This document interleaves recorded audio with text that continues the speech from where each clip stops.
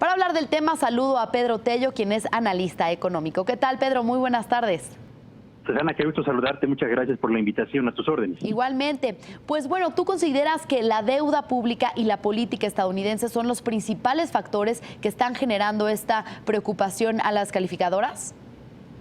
Yo tengo la impresión, Susana, de que las tres calificadoras les interesa mucho el desequilibrio que existe en las finanzas públicas mexicanas, en parte por el incremento tan acelerado de la deuda pública interna y externa, en parte también porque a lo largo de los últimos 8 años, de los últimos 5 años, el gasto que ha ejercido el gobierno federal ha estado siempre por arriba del techo que le fue autorizado por el Poder Legislativo.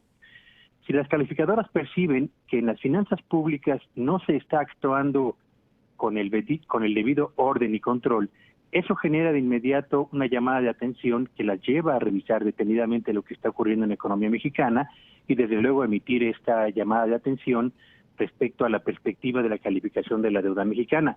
Yo creo que sí. Por una parte, la deuda es una complicación seria, por otra parte, es también el ambiente procedente fundamentalmente de Estados Unidos, pero hay que agregar dos factores muy importantes, Susana. Número uno, la confianza del empresario mexicano, lo mismo el de la construcción, el manufacturero y el del sector comercio, está en sus niveles más bajos.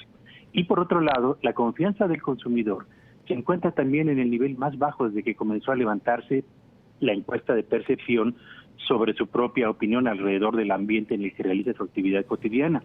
Así que si tenemos finanzas públicas que están desequilibradas, una percepción poco favorable del empresario y la otra también del consumidor, pues está creando una suerte como de tormenta perfecta alrededor de las dificultades que van a marcar nuestro rumbo por este 2017, Susana. Sobre esta confianza que hablabas de los empresarios en México, del sector manufacturero, del sector construcción, la calificadora Moody's decía que solo cuestionaría si baja la nota soberana de México, pero no el grado de inversión. ¿Tú dices que esto sí, pues también está en la cuerda floja, digamos? Yo creo que pueden bajar el grado de calificación ciertamente, pero me parece que tendría que ocurrir una auténtica catástrofe en la economía mexicana, fundamentalmente en el manejo de las finanzas públicas, para que retiren el grado de inversión a los instrumentos de deuda que emite el gobierno mexicano.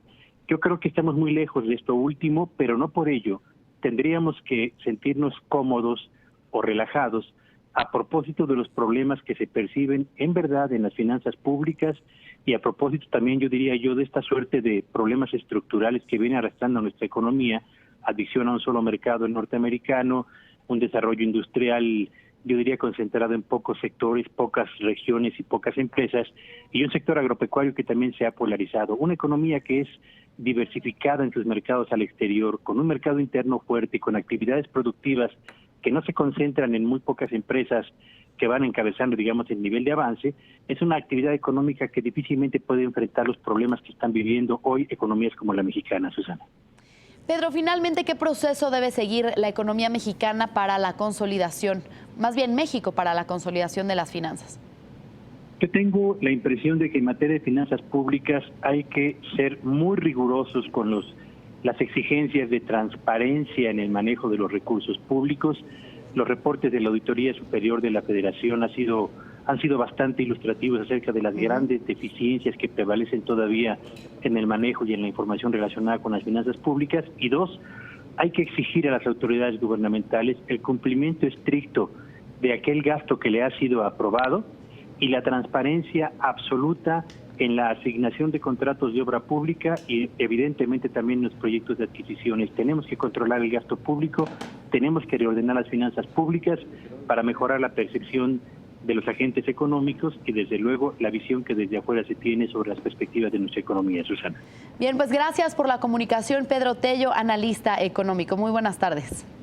Buenas tardes, muchas gracias. Gracias a ti.